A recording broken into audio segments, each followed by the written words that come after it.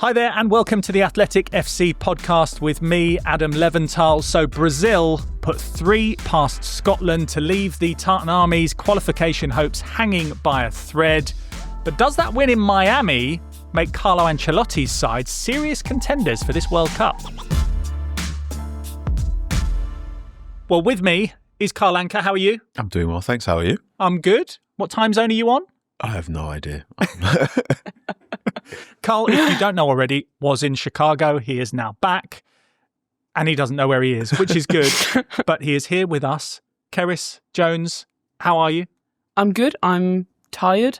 Not as tired as Carl, but stayed up through Scotland and through Morocco, Haiti, and don't know how much I feel that decision was worth it. Yeah. But Morocco Haiti was great if you watch it on the big screen. But or if you watched the first half, Uh-huh. which I didn't, I saw how good the game looked and then put it on my second screen for the second half, and then it sort of wasn't quite as exciting the second half, so I got that one wrong. Yeah. Must do better next time. I was sat with my son and we were watching the Brazil-Scotland game, and he was just basically going, "Why are we watching this? Why are we watching this? Why don't we watch the other game?" It was good, and it featured a banger from Wilson Isidore as well for Haiti. We'll come to that in a minute.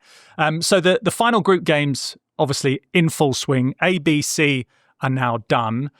Brazil through as Group C winners after that 3-0 win over Scotland. Scotland. yeah, that's Defending. Jeepers creepers, what are you doing? It was all there. They'd started off quite well for the first 5 minutes, and then what did you make of their defending? naive, Yeah. childish. Yeah.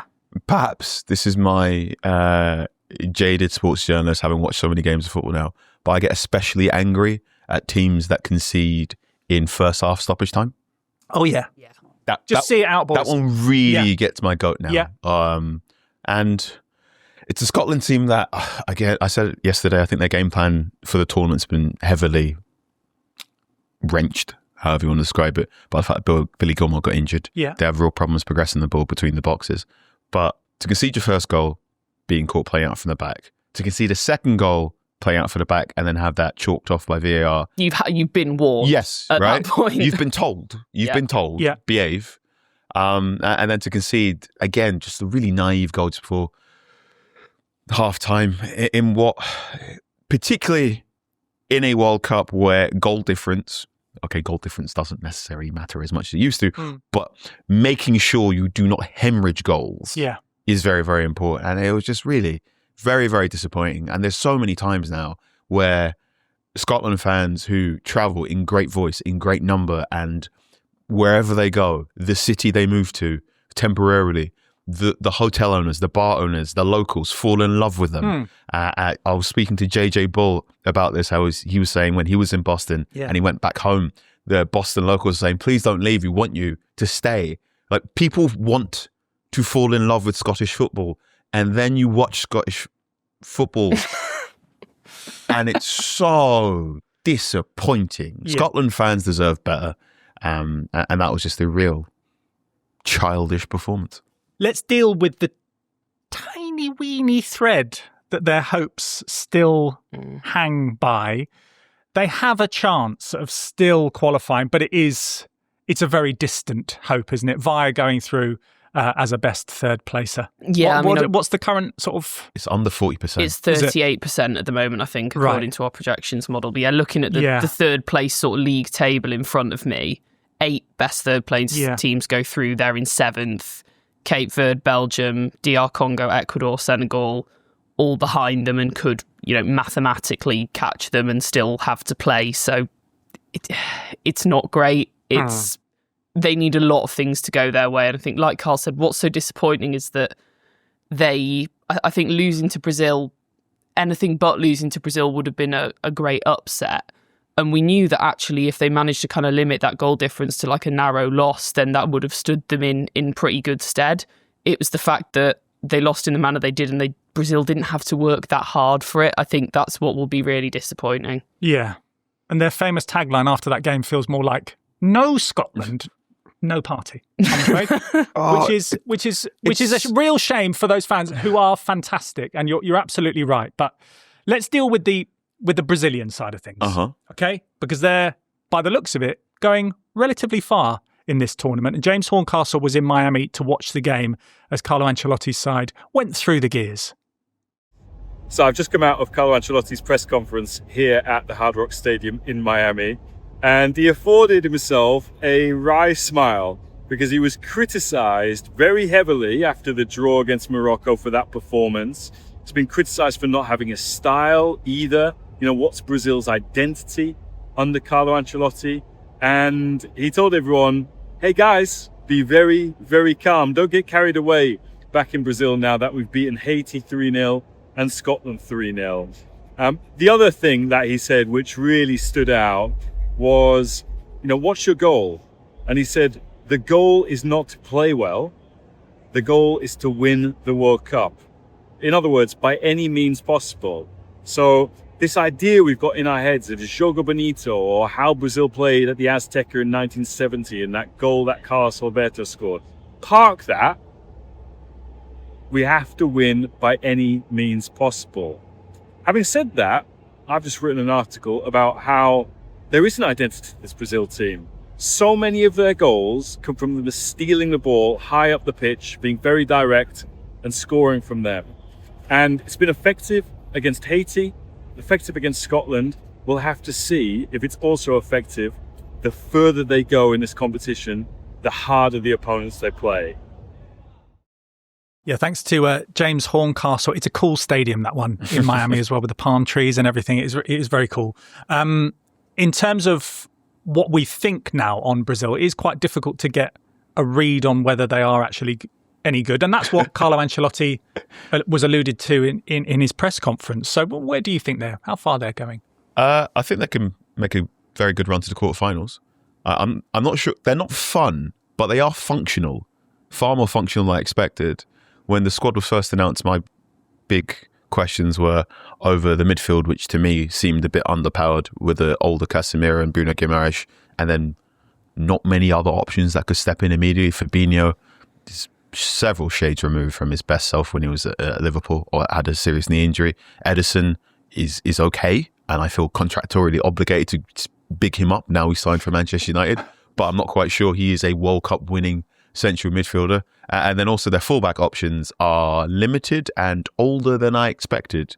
But that could be me having been born in 1991 and been spoiled by a litany of fantastic Brazilian fullbacks in my lifetime. So just because you're not Marcelo doesn't necessarily mean you're a bad fullback. You're just different. And I think that's going to be the interesting thing with this Brazil team, in that if they are going to win it, they'll probably win it in a similar fashion to USA 94, where the majority of the team was largely solid, functional, and then you had one, maybe two, just absolutely remarkable attacking players. It's been a really good group stage for Vinicius Jr., and that's been really pleasing to watch because Vinicius Jr. hasn't had the best record in the Brazil shirt. So to be the fifth man to score in every group stage game for Brazil, lovely for him.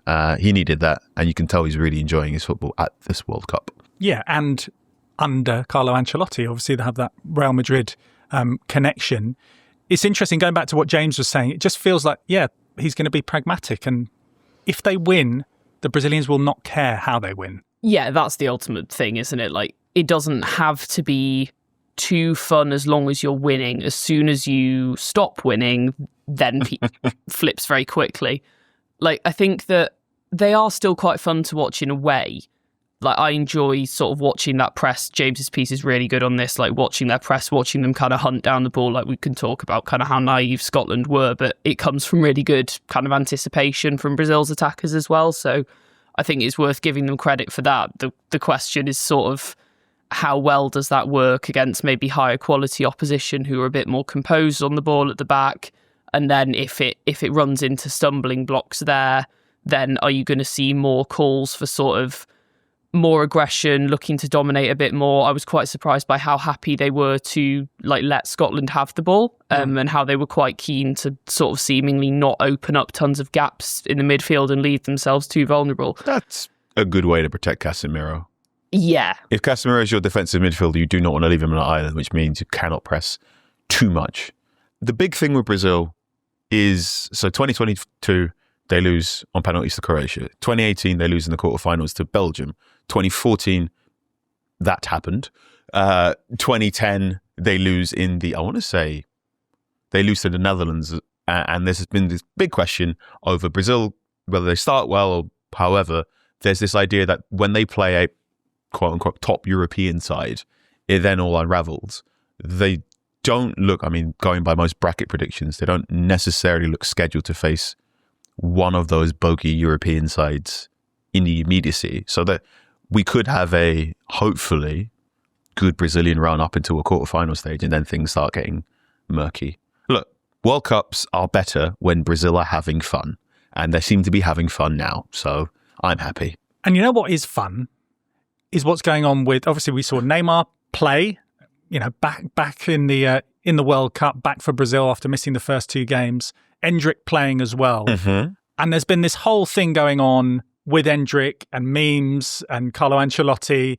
For people who don't know, who are watching this, mm-hmm. I'm sure they will, people listening as well, can you encapsulate what it is, first of all? Okay, so before the World Cup, Carlo Ancelotti was asked by journalists as to what he felt of Endrick and why he doesn't give Endrick more playing time in the Brazil national team.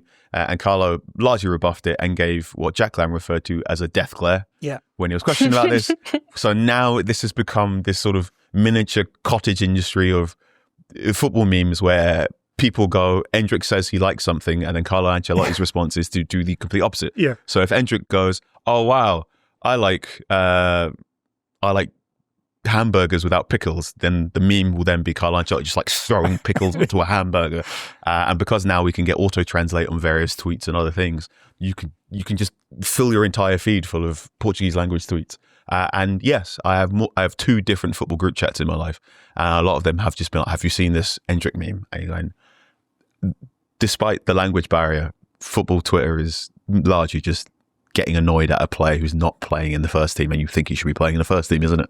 And also, despite the fact that the format of these is completely repetitive, but the videos and like the things that people are using, my personal favourite is like someone says, Richarlison's stuck at the top of Mount Everest, we need to play Endrick, and then it's a video of the uphill, it's like, this is Ancelotti, and it's like the uphill sprint ski in the Olympics. Like, the format's so repetitive, but people are just plucking like the most obscure videos out of midair. It's great fun. But then I guess on a serious point, it does show, and we saw, albeit it was against Scotland, that they do have that strength in depth in probably you can argue about their defensive setup, but in their strongest department, that they do have these options, they do have these moment players, which sometimes might get you slightly further in a tournament than you were expecting. It was really interesting. So before the World Cup started, I spoke to 2 or 3 other journalists, and as journalists often do in the pub, you end up talking about football again. One of the questions that came up was,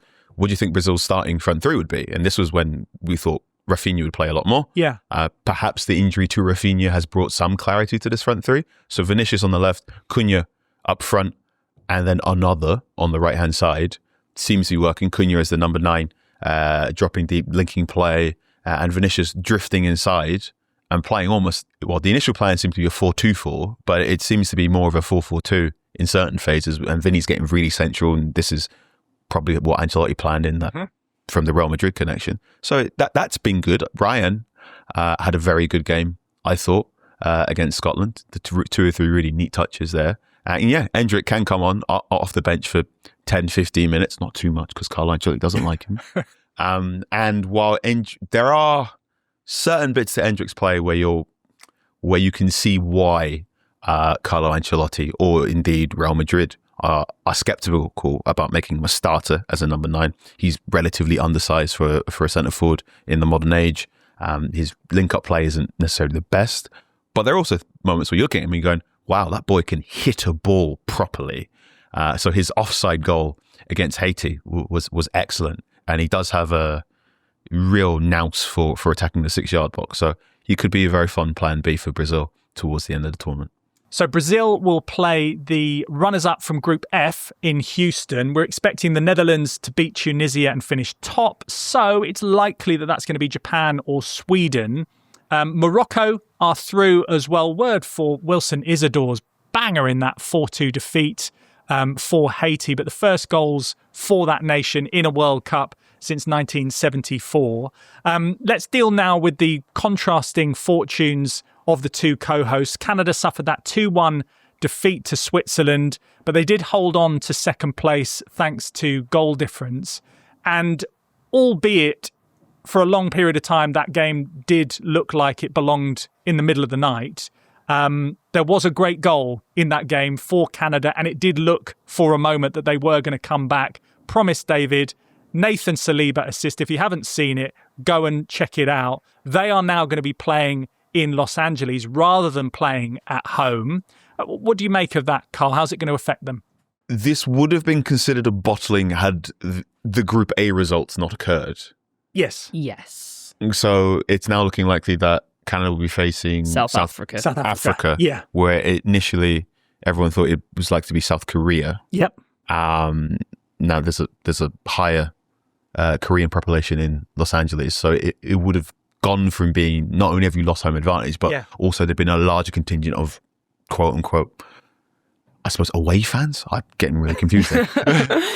Whereas I think fewer South African fans will be able to travel to Los Angeles for that match. So that sort of balance in the stadium, in the ground, in the noise, it'll be less intimidating there. Really, I was disappointed by this Canadian performance. Mm-hmm. There were 2 or 3 attacking chances in this game where you're wincing. Promise David good, Jonathan David not as good, to put it glibly. There, and Kyle Larin as well was wasteful in 2 or 3 chances. They do need to get their shooting boots on because they don't attack in great volume, so they have to make the most of every single chance they get. Well, we're apparently now going to have Alphonso Davies for the round of 32. Yes. But can we believe a word Jesse Marsh says? Because apparently it was all a ruse. And, we were going to distract Switzerland and they were going to be so bamboozled by the fact that Alphonso Davies was apparently available, but he wasn't actually available. It's like, that didn't really work. Oh, the Christian Pulisic tactic. Yeah, I don't... He was sat very close to the pitch, wasn't he?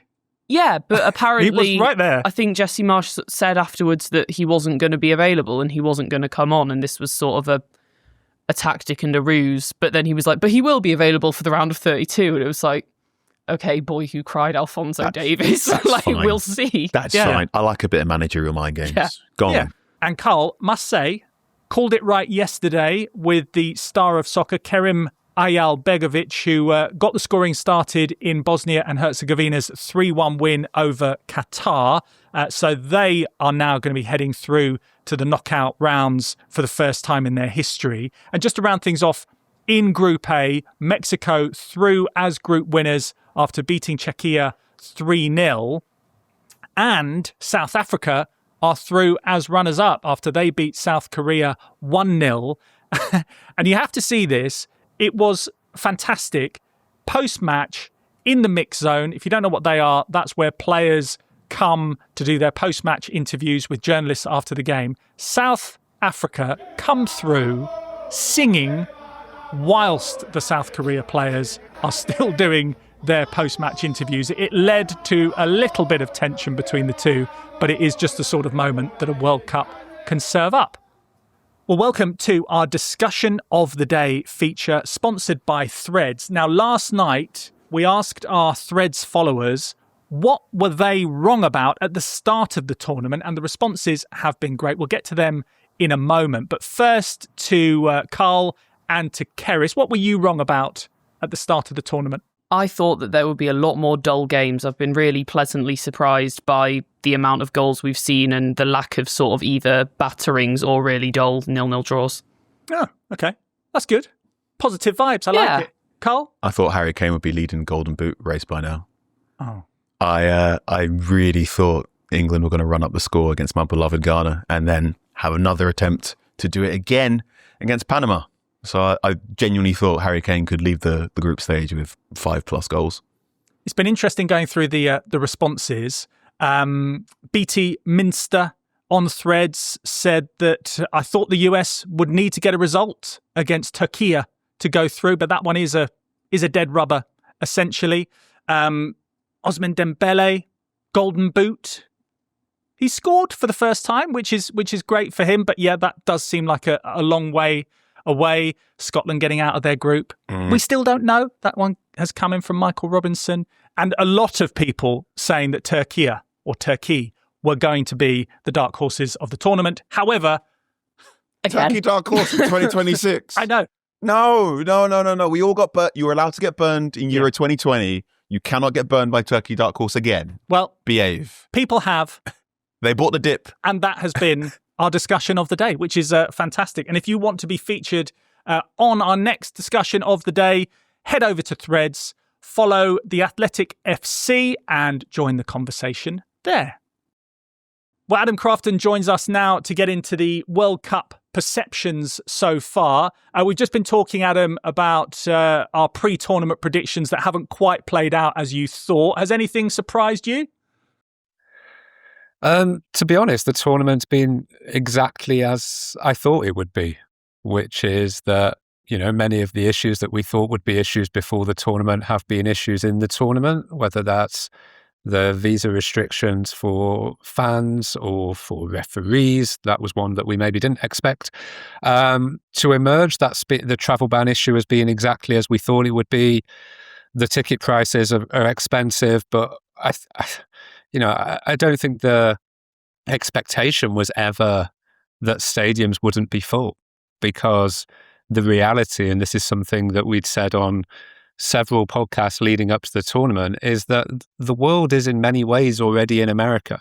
And I think that's something that maybe some people outside the country didn't fully appreciate, the strength of these diasporas, which would mean that even if it was difficult for people to travel to America, there was always going to be enough people here already, from different countries that would allow for a level of representation within the stadium.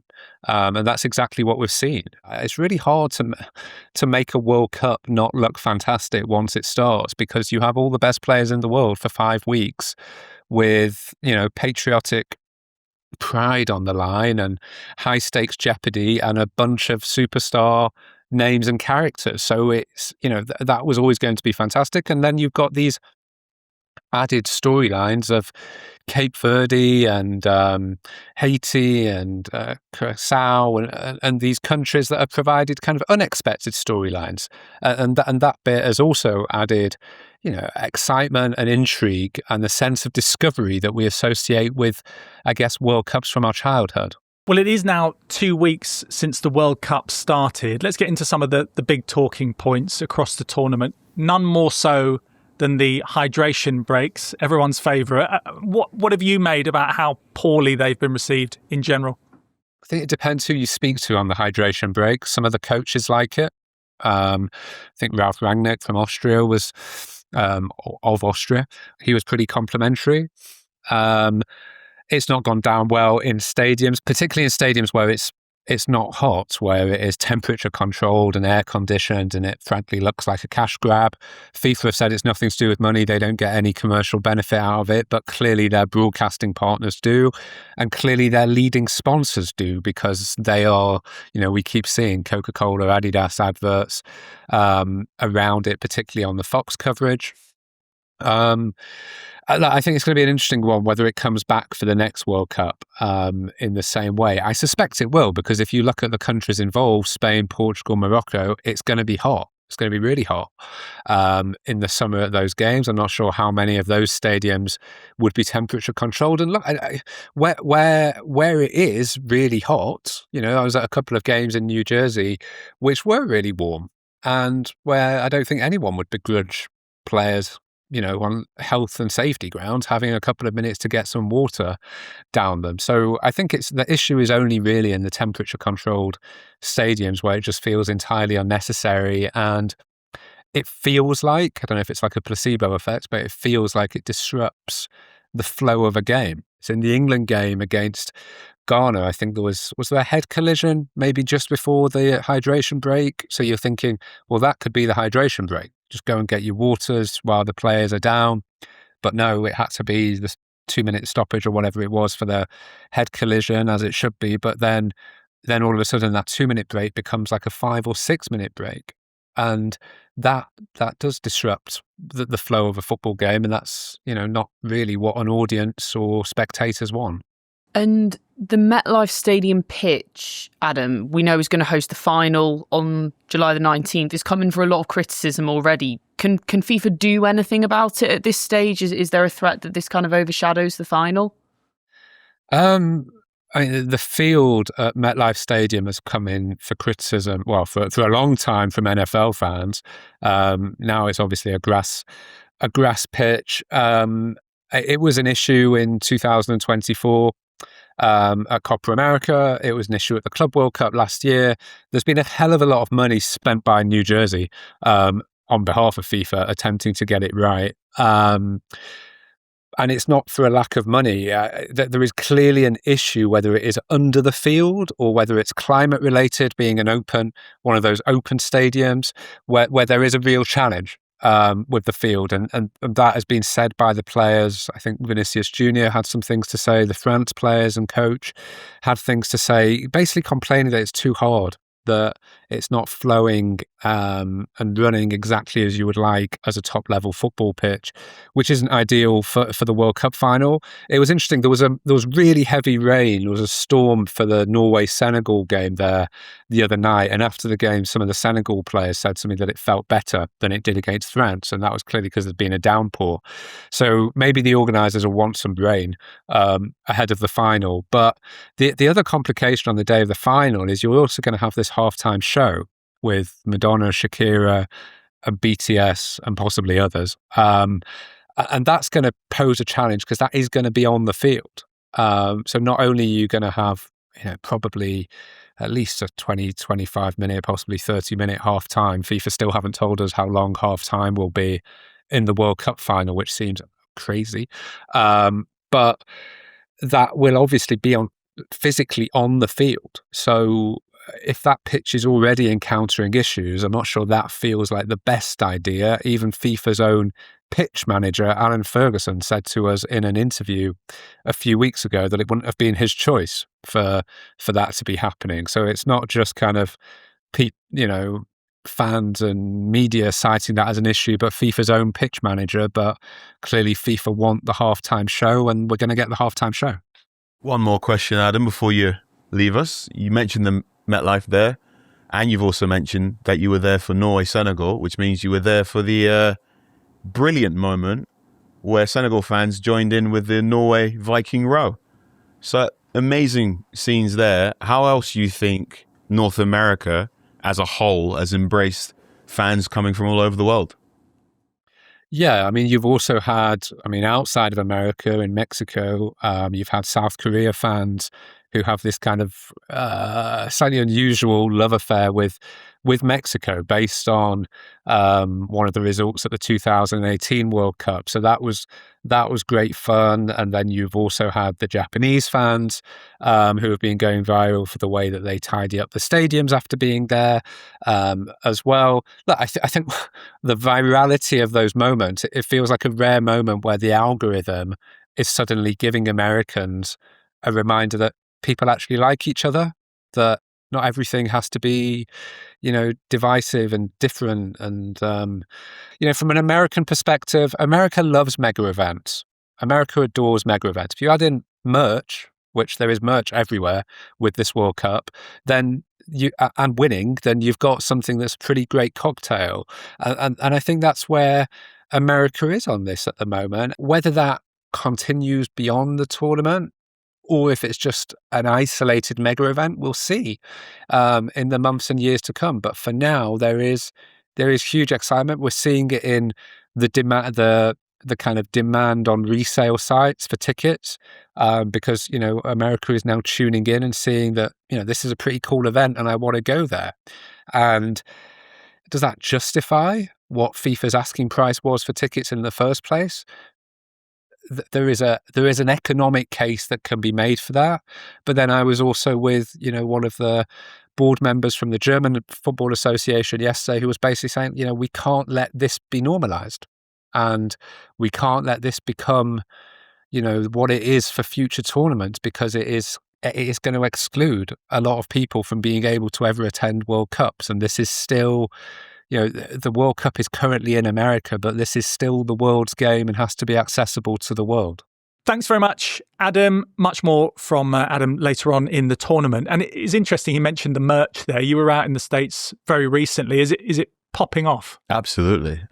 Brazil shirts for many a watch party I've been to. Some real, some not so real. Correct. I'm not going to reveal sources to you all the time. I did go to a watch party for Germany, Ivory Coast. I spoke to one person who said they really get into the World Cup. They said USA playing well was great. They said they loved the merch, and that was really appealing to them. So in the same way, I suppose that UK sports fans think that NBA jerseys are cool, North American fans probably think that football kits are cool as well. And it's also been put to me, is that, well, Americans love commerce. So if you can give them something they can buy, then it becomes a truer ideal. So yeah, if you are Nike, Adidas, Puma, who else is making kits? All of them are making kits.